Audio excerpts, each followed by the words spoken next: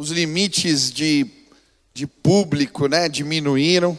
Nós estamos orando aqui para ver se trazemos uma proposta de mais um culto aí no sábado que vem, para atendermos, né, as pessoas. Antes da pandemia, o culto de sábado tinha quase 2.000 pessoas de frequência, e a gente está bem abaixo. Eu estou preocupado com aqueles que não estão podendo vir. Eu sei que tem muita gente acompanhando pela internet, e você que está em casa, que Deus fale contigo, mas é especial estar na casa de Deus, em comunhão, né? Quem tem sido abençoado aí, que está vindo, levanta a mão, é diferente. Então eu queria te desafiar a orar por isso. Semana que vem a gente vai ver se consegue, porque o culto também tem que ser mais curto, né, por causa dos horários.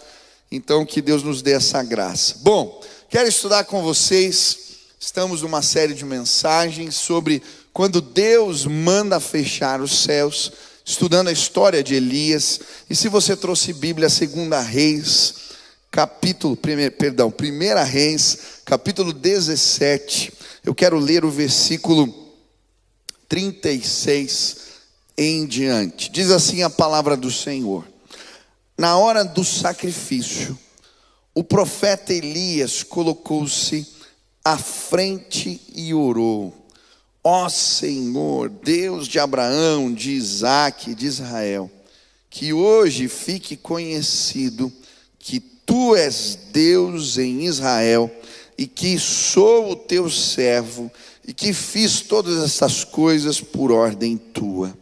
Respondeu-me o Senhor: responde-me, para que este povo saiba que tu, ó Senhor, és Deus, e que fazes o coração deles voltar para ti. Então o fogo do Senhor caiu e queimou completamente o holocausto, a lenha, as pedras e o chão, e também secou toda a água na valeta. Quando o povo viu isso, todos caíram prostrados e gritaram: o Senhor é Deus, o Senhor é Deus, o Senhor é Deus. Aleluia! Estamos estudando esse tema, quando Deus manda fechar os céus. É muito interessante a história de Elias. O Senhor o levanta como mensageiro ao rei de Israel para dizer: olha, Deus vai fechar os céus, e durante 3 anos e meio nem chuva, nem orvalho cai sobre a terra. E temos estudado como agir neste tempo quando Deus manda fechar os céus. E eu tenho explicado aqui que neste tempo de céus fechados, também Deus usa sinais, manifestações incomuns para trazer salvação. E nós temos estudado essas manifestações incomuns de Deus nessa história. Hoje é o 6º sinal, 6ª manifestação incomum. E hoje nós vamos falar sobre uma intervenção incomum. A intervenção incomum que acabamos de ler aqui é fogo caindo do céu. Elias ora e Deus faz fogo cair do céu que consome o sacrifício. Isso por si só é um sinal, uma manifestação incomum, e o texto vai nos mostrar que o intuito dela é trazer salvação. O versículo 39 mostra isso. Vai dizer que quando o povo vê o sinal, eles vão, todos caem prostrados e começam a gritar: o Senhor é Deus, o Senhor é Deus, e o Senhor é Deus. Eu creio que Deus vai manifestar os sinais deles nesses dias que estamos vivendo, neste tempo, para trazer salvação. Quantos creem nisso? Eu creio, tenho pregado aqui que uma grande colheita vai acontecer nos próximos dias, e os sinais de Deus vão estar presentes. Mas o que me chamou a atenção aqui nessa história é que o cenário que a Bíblia nos apresenta aqui é um cenário de guerra espiritual, de batalha espiritual. E os sinais de Deus se manifestam neste contexto aqui. Em primeiro lugar, é muito clara esta guerra, esse embate espiritual, porque há 2 lados. Se você ler o texto, Baal e Yahvé, Elias e Acabe, Jezabel. Você vai ver um embate contínuo acontecendo. Os profetas de Baal e de Azera e o profeta verdadeiro, o profeta de Deus. E a Bíblia vai nos mostrar que o povo estava dividido neste embate. Por conta da perseguição religiosa, por conta desta guerra que estava havendo espiritual, o povo estava confuso.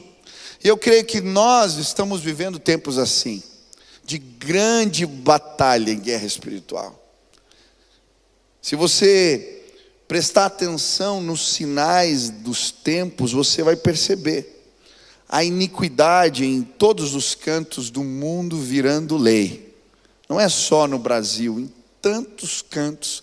Cada hora chega uma notícia, iniquidade, polarização de ideias, guerra, embates, forte repúdio em relação a uma cosmovisão cristã no mundo. O amor de muitos na igreja se esfriando.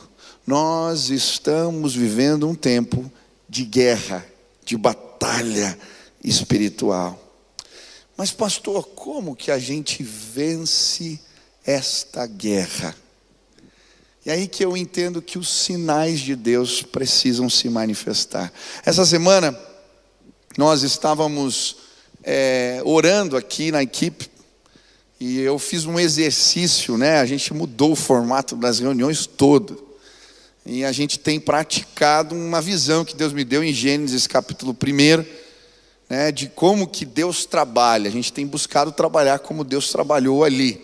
E tem algumas práticas, uma delas é o gerar no Espírito, né? No princípio Deus criou, bará, formou os céus e a terra, e a gente tem buscado não entender quais são as ideias, as estratégias que a gente tem para a igreja, mas buscado em oração, entender da parte do Senhor, gerar no Espírito o que vamos fazer. E foi interessante que nesse momento, eu lembro que o Budal, que lidera os universitários, falou, a gente estava orando, e ele falou, pastor, eu estou entendendo da parte de Deus, que a gente tem que começar um trabalho não para não perder os jovens na faculdade, mas para ensiná-los a se mover no Espírito, para entrarem na faculdade e ganharem a guerra.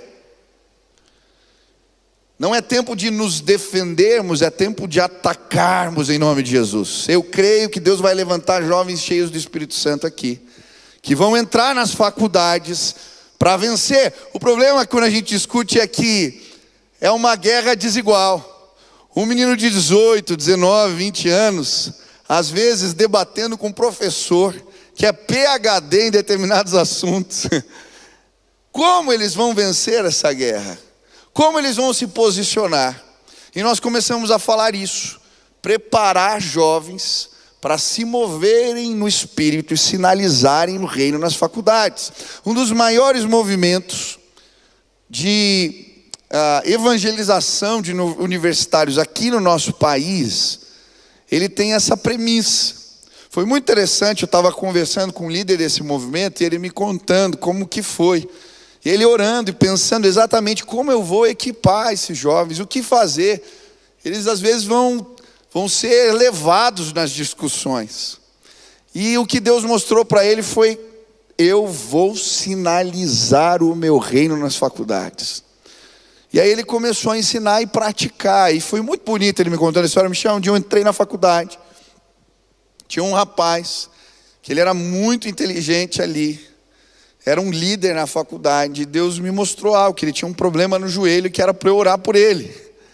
E eu fui lá, falei, olha, não sei se você vai acreditar, mas Deus me mostrou que você tem um problema no joelho e tal, eu vou orar por você. E Deus falou, é verdade, eu tenho um problema no joelho.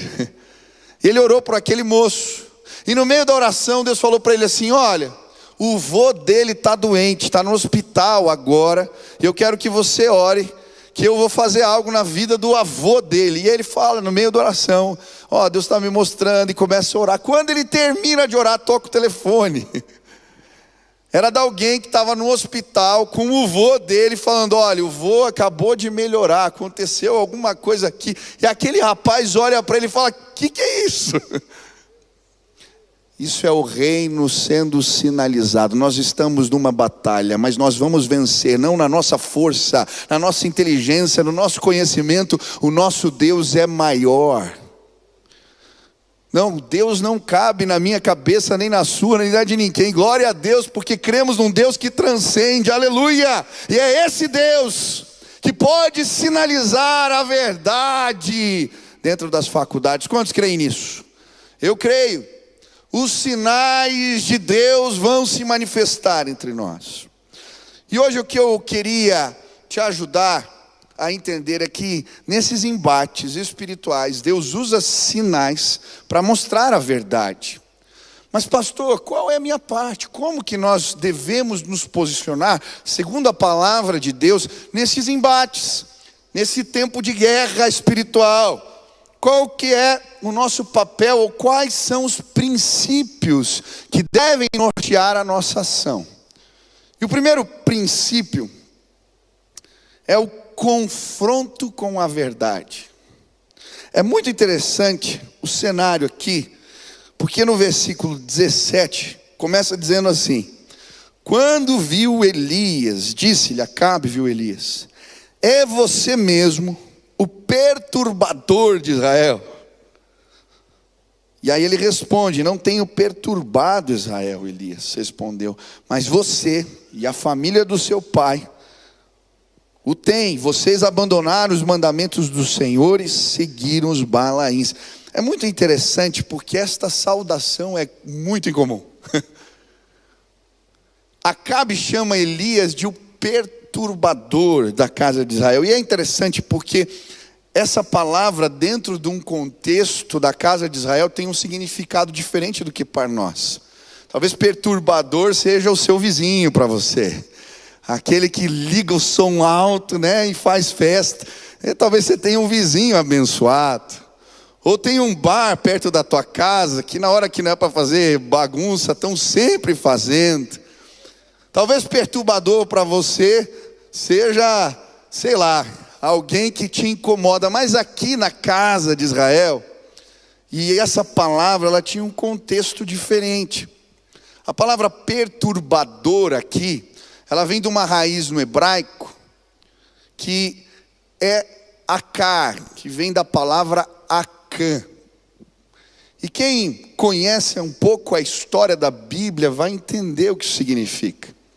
A palavra de Deus vai nos mostrar no livro de Josué, no capítulo 7, que o povo de Israel estava numa guerra, num embate, numa batalha. Eles queriam invadir as fortalezas de Jericó.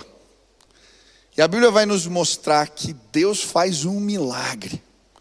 Josué vai orar e Deus mostra para ele que ele deveria andar em volta das muralhas. Eles iriam gritar e os exércitos do Senhor, os anjos do Senhor, derrubariam as muralhas. E eles fazem isso, e as muralhas caem, eles vencem a guerra. E Josué, entendendo que aquela batalha tinha sido vencida pelo Senhor, fala ao povo que ninguém ali poderia tomar nenhum despojo de guerra, porque tudo deveria ser consagrado. A vitória dele, a glória dele e os despojos são dele. E aí ele faz esse combinado. Termina a guerra, passa o tempo, eles entram em outra batalha. A batalha com o povo de Ai. E quando eles vão, essa era uma guerra considerada pequena, era um vilarejo. Ele manda poucos homens para embate, mas eles são derrotados. E isso traz um desânimo para todo o povo e para a casa de Israel. E aí quando Josué vê este cenário, ele vai ao Senhor: Deus, o que está acontecendo? Por que nós perdemos essa batalha?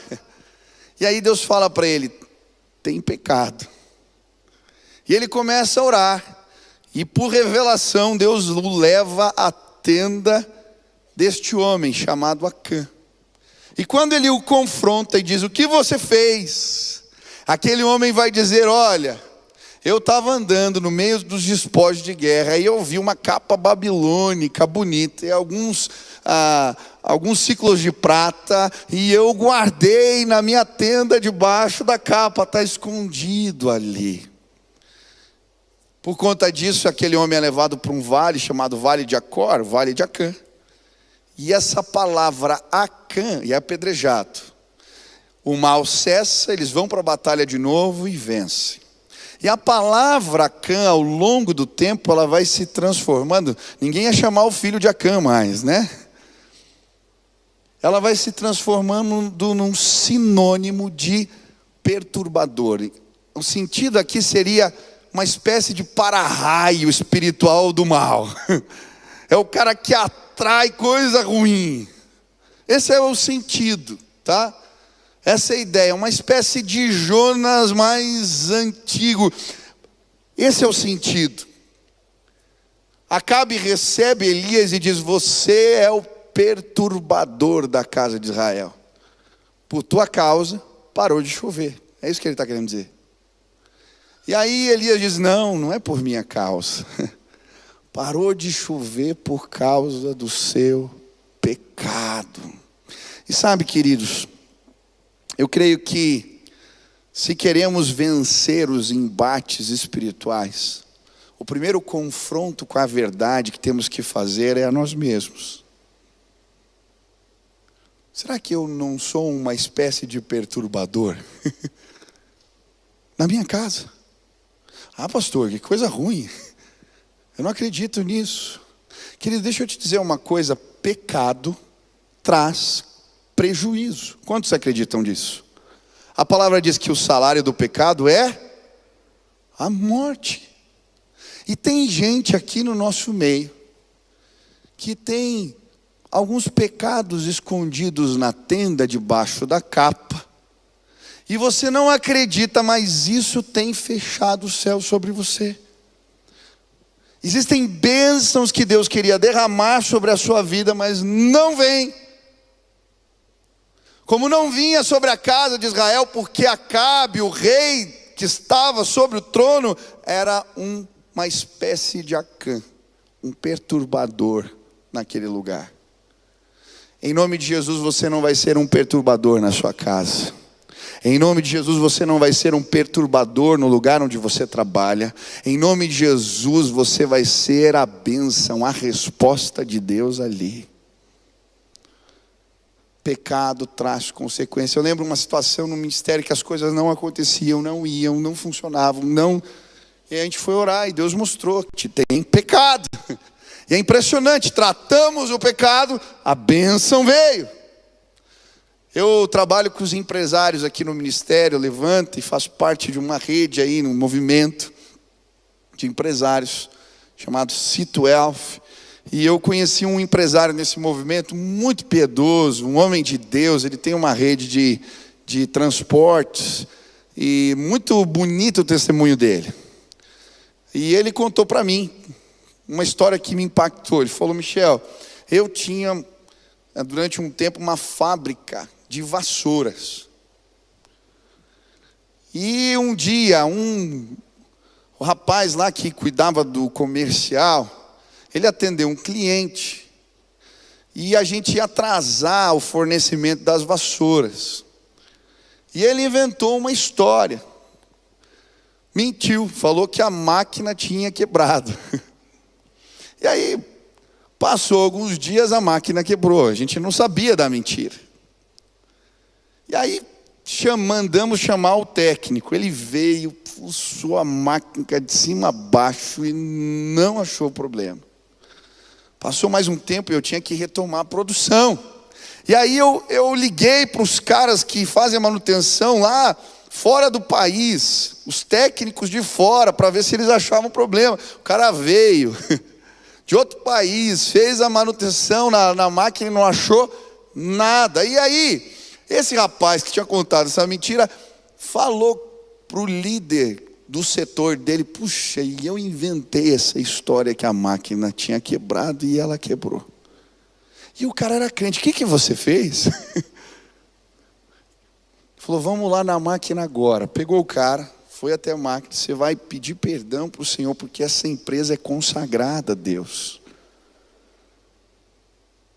E nós vamos orar, e eu vou ligar e a máquina vai funcionar. O cara fez a oração, pediu perdão. se arrependeu. Aquele senhor crente orou pela máquina, eles ligaram e a máquina voltou a funcionar na hora. Quando ele me contou essa história, eu falei, meu Deus, quantas bênçãos estão represadas talvez na sua vida, por causa de pecados não tratados. Meu irmão, hoje eu queria, em nome de Jesus, a gente está numa batalha espiritual, quantos creem nisso? Mas a gente só vai vencer se nós voltarmos para a nossa tenda e tirarmos de lá todo o pecado oculto, tudo que está coberto. Em nome de Jesus, não seja tolerante com o teu pecado. Não seja. Confronte-o com a verdade de Deus. E a bênção do Senhor vai vir sobre a sua vida e sobre os seus em nome de Jesus. Quantos creem nisso? Eu creio. Confronta. A palavra de Deus vai dizer que a verdade do Senhor liberta. Olha o que diz João 8. Vós tendes por pai ao diabo, e quereis satisfazer os desejos de vosso pai. Ele foi homicida desde o princípio, e não se firmou na verdade, porque não há verdade nele. Quando ele profere mentira, fala do que lhe é próprio, porque é mentiroso e pai da mentira. E se você ler no mesmo capítulo, no versículo 32, ele diz: e conhecereis a verdade, e a verdade vos libertará. Quantos querem vencer batalhas espirituais? Deixa eu explicar como é que o inimigo trabalha. O inimigo, ele é o pai da mentira, diz a Bíblia. E ele trabalha lançando sementes de engano no nosso coração. Ele lança mentiras, meias verdades, sofismas. Esse é o jeito dele trabalhar. Foi assim que ele fez com Eva. Quando ela está lá no paraíso. Olha, Deus está querendo te privar de ser como Ele. E ela lança uma semente de engano. Ele lança uma semente de engano no coração de Eva, e aquilo a priva de bênçãos. O inimigo trabalha assim. E quando nos voltamos ao Senhor e pedimos que a verdade de Deus se manifeste nas nossas vidas, e deixamos a verdade de Deus confrontar as nossas práticas, as sementes de engano que foram lançadas pelo inimigo, elas são desvendadas a nós, e o nosso entendimento é aberto para as coisas de Deus, e a fé é suscitada nos nossos corações, e aí a liberdade de Deus vem. Hoje nós vamos tirar sementes de engano do teu e do meu coração, em nome de Jesus. Eu nunca me esqueço, um dia eu e a Sil no carro, e tinha uma jovem no banco de trás, e ela carregava muitas sementes de engano no seu coração. Eu lembro dela compartilhando comigo, falando para mim: pastor, eu fui adotada. E algo que surgiu no meu coração é que nem os meus pais me valorizaram. E eu comecei a acreditar, eu não tenho valor, meus pais não me quiseram. E aí eu fui para uma família, em vez de ser amada, era uma família abusiva, pastor. E aí eu vivi machucados, traumas. E aí a semente de engano de novo veio: você não tem valor. Eu lembro das falas, ela começou a falar falas da irmã, da mãe, daqueles que a machucaram. E aí eu comecei a procurar em relacionamentos, me sentir aceita, querido, mas como eu estava machucado, às vezes eu era inconveniente.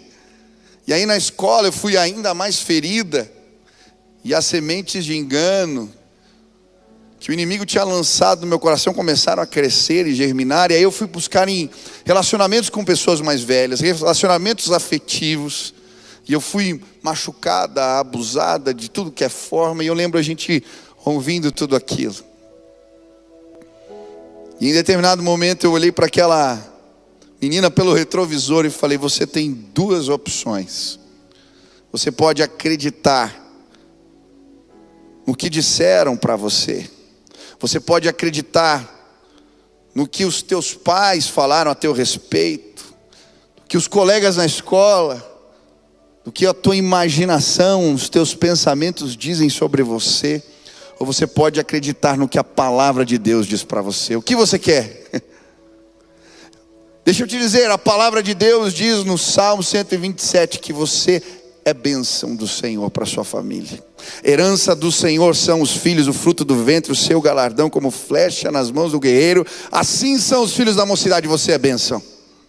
A palavra de Deus também diz que você é um milagre de Deus, que foi tecida no ventre da sua mãe, o Salmo 139, de forma assombrosa, maravilhosa. Você é um milagre de Deus. A Bíblia também diz que você foi escolhida por Deus antes da fundação do mundo, porque Ele te ama. Você é escolhida. A Bíblia diz que todos aqueles quanto confessarem o seu nome, deu-lhes o poder de serem feitos filhos de Deus. Você é filha amada do Pai. Você pode escolher ouvir muitas vozes que semearam engano no seu coração, ou ouvir a voz da verdade. Ele está te dizendo: você é uma bênção, você é um milagre, você é filha amada, você foi escolhida. O que você quer? Aquela menina abraçou a Bíblia e ela gritava: eu quero ser o que a palavra de Deus diz que eu sou. Hoje eu vim dizer para você: sementes de engano serão arrancadas do teu coração agora, em nome de Jesus. Você é uma benção, você é escolhido, escolhida. Você foi separado para o louvor da glória do Senhor. Ele te fez para abençoar a muitos. Você não é um perturbador, porque Jesus vai entrar na tua tenda, vai arrancar o teu pecado e vai te dar uma nova condição. Você vai abençoar a muitos em nome de Jesus. Confronte com a verdade. E quando fazemos isso, Deus nos ensina a lutar as batalhas espirituais nesses dias. Nós estamos vivendo numa sociedade doente. As pessoas estão doentes perto de nós, porque elas têm acreditado em sofismas. Sementes de engano foram lançadas, estão sendo despejadas à torto e direito, pela mídia, pelos canais de comunicação, por um pensamento vigente que a Bíblia chama de mundo. É uma inteligência que opera, seduz e engana. E quando nós entrarmos nestes redutos com a verdade de Deus que liberta, ela vai sarar e curar a vida de pessoas.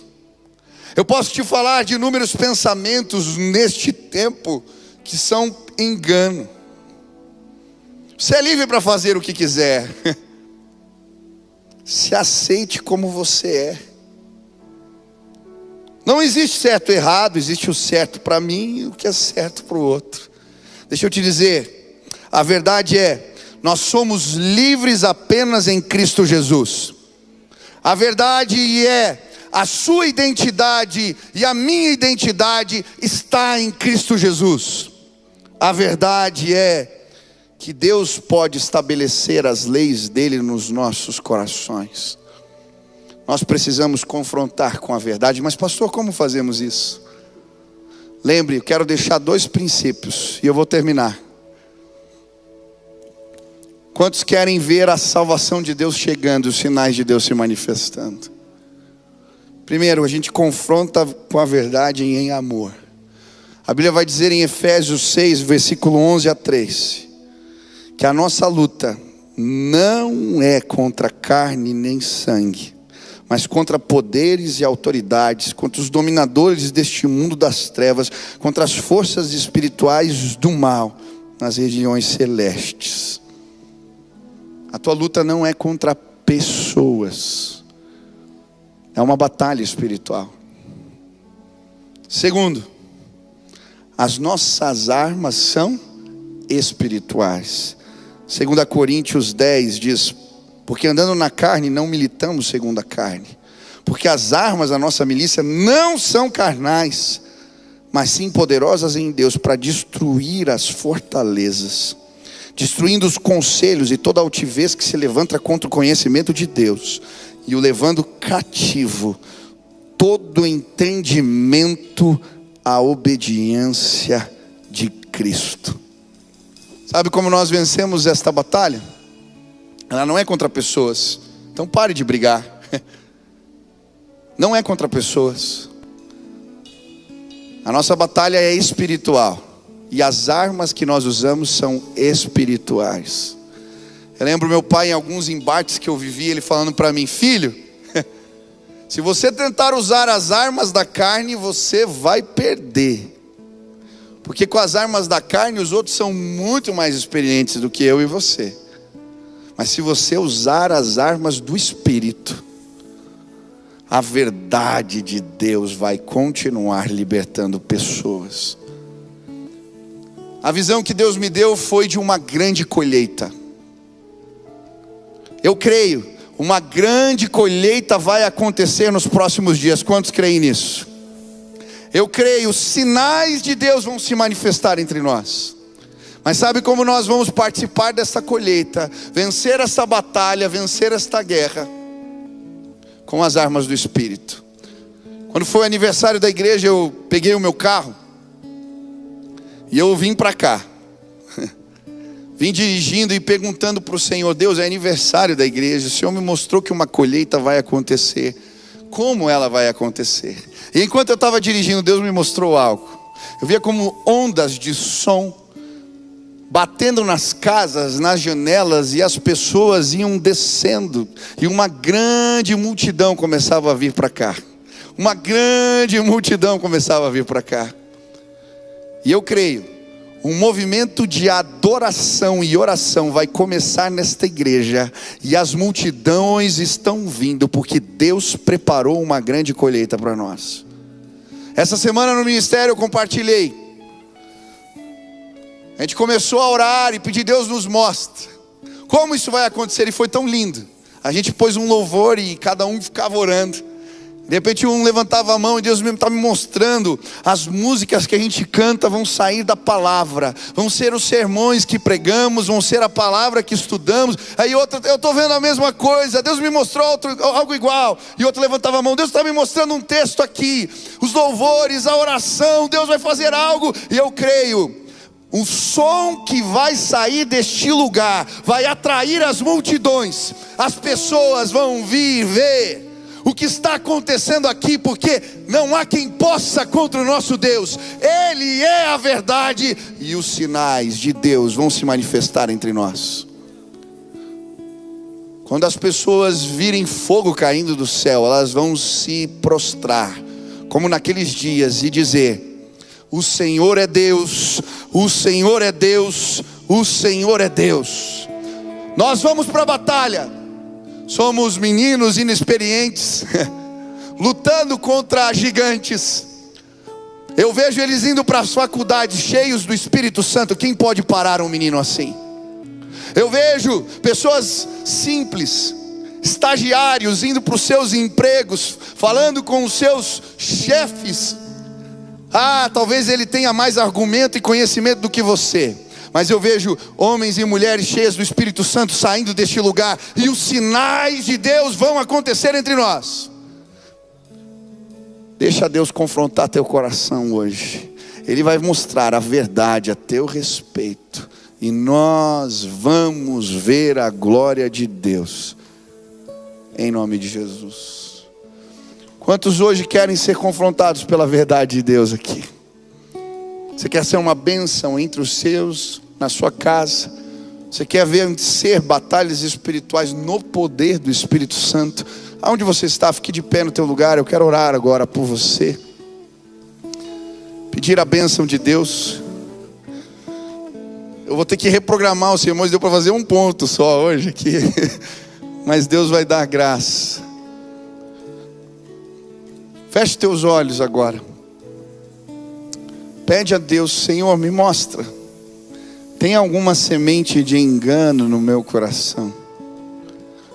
Senhor, Enquanto a ministração acontecia, o Senhor me fez lembrar de pecados que eu não tratei na minha vida e não consegui resolver. Eles estão represando bênçãos do Senhor para mim, eu não quero mais.